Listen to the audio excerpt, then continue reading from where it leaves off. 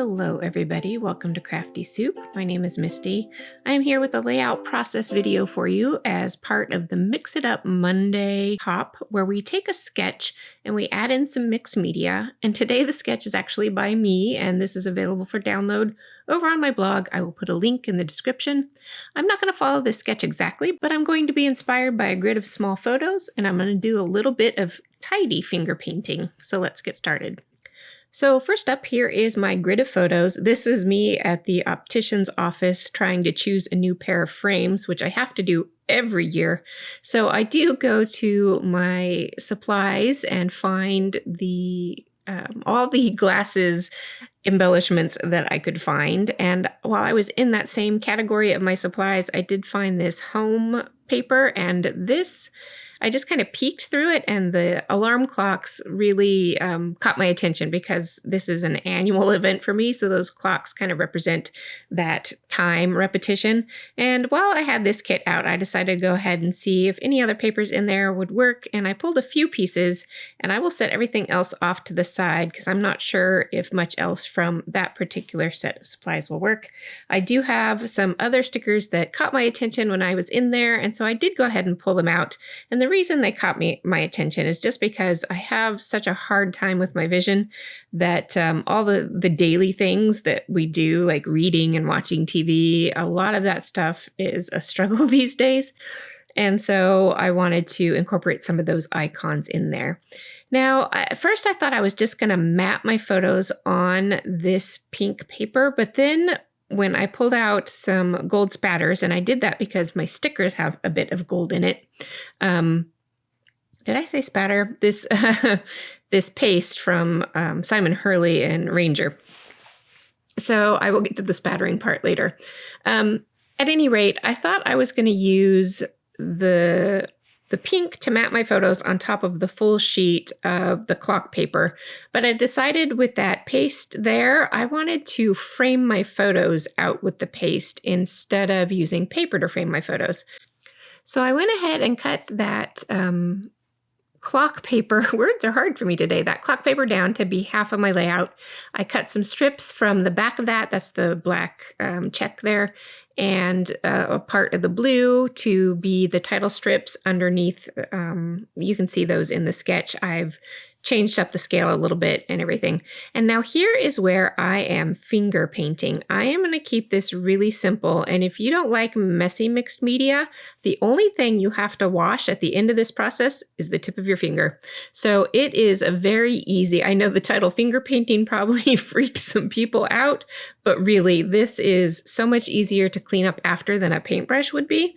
And I was going to use a paintbrush until I sat there and I thought, well, you know what? I'm just going to go for it.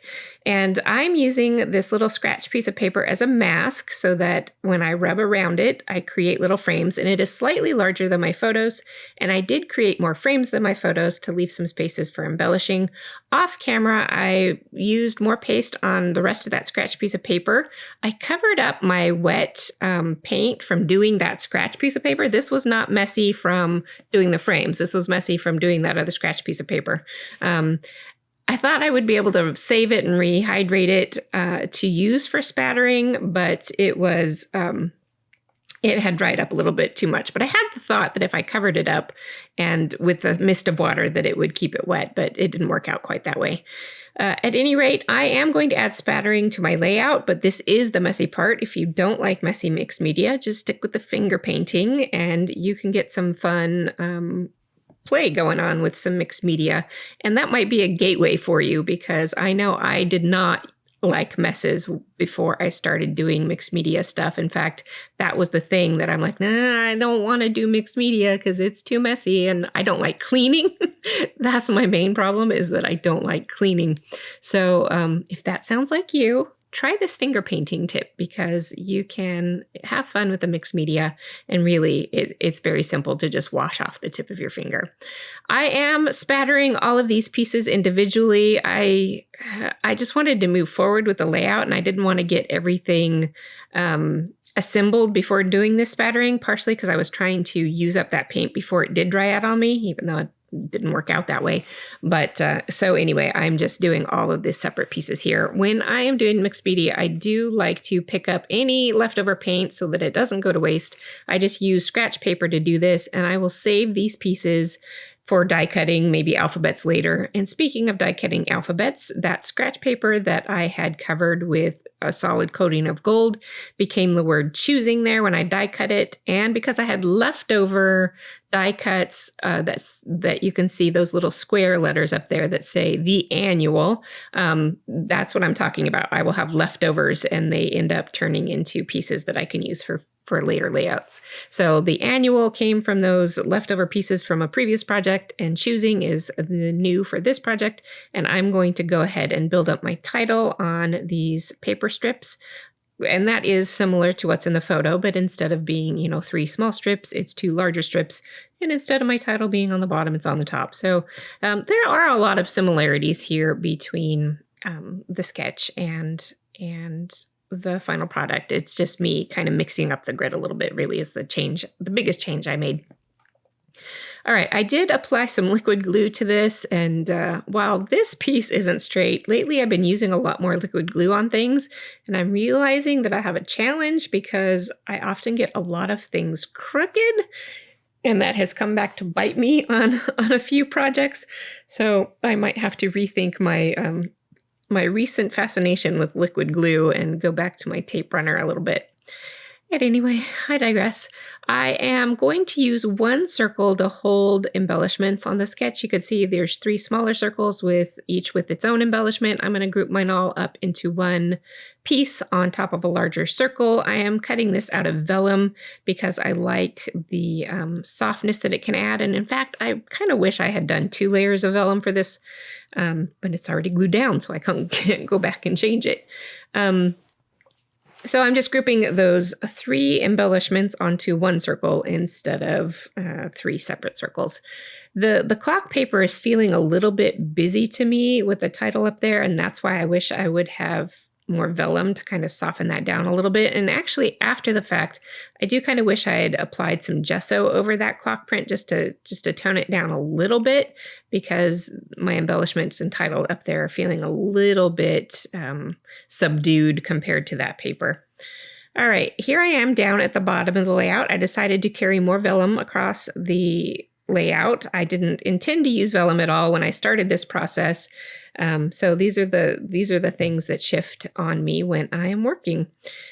I wanted to spread even more vellum around. I also wanted to try and bring more attention to the beginning of that title because I do feel like it's too subdued. And so trying to figure out how to do that is, I try one thing, it's not working. I set that aside so I can finish my embellishing down below while my brain kind of thinks on what else I could try up there.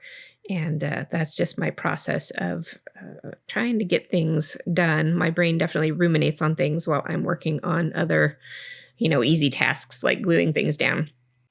All right, with all of that stuff in place, I do want to get my spot for titling or for journaling on there, and I did leave that space open specifically for this.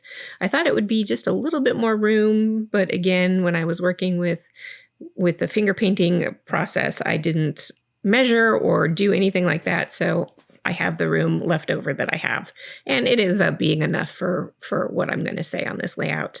I did kind of edit myself a little bit as I was writing my journaling so that it would fit for sure, but it's good enough. Okay, here is where I'm going back to trying to emphasize the beginning of that title just a little bit more and adding a few more bits and pieces up here because I wanted to spread some of that brighter color from the sticker sheet, which doesn't necessarily match the style of the clock paper very well. But I'm hoping that spreading some of that color around will kind of pull it from the bottom to the top. One of my pairs of glasses also is colorful, so I'm hoping that those pops of colors help kind of tie everything together. I go back to the embellishment set that matches the pattern papers, and I find another clock. And then because that clock is on you know, a brad style with metal around it and stuff. I want to spread that around on the layout a little bit.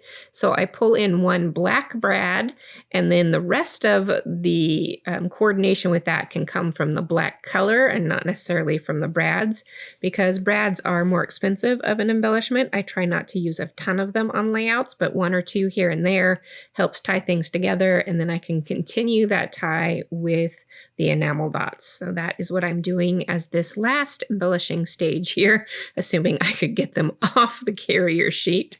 My fingernails have been a total mess lately, and they are weak, and I don't have any length to them, so I can't pick off those enamel dots with my fingers. I'm having to use some tools here, and I'm struggling. But of course, it does all come together in the end, and here is a bit of a close-up of what everything is looking like at this point. Remember that this is a hop. I do hope you will find the show description down there and follow the other crafters who are sharing their work and get some more mixed media ideas, tips, and tricks, and see if you can find some mixed media goodness that works for you. Let's see, today is Monday. I should be back on Wednesday with another layout process video for you. And until then, I hope you have an artful day.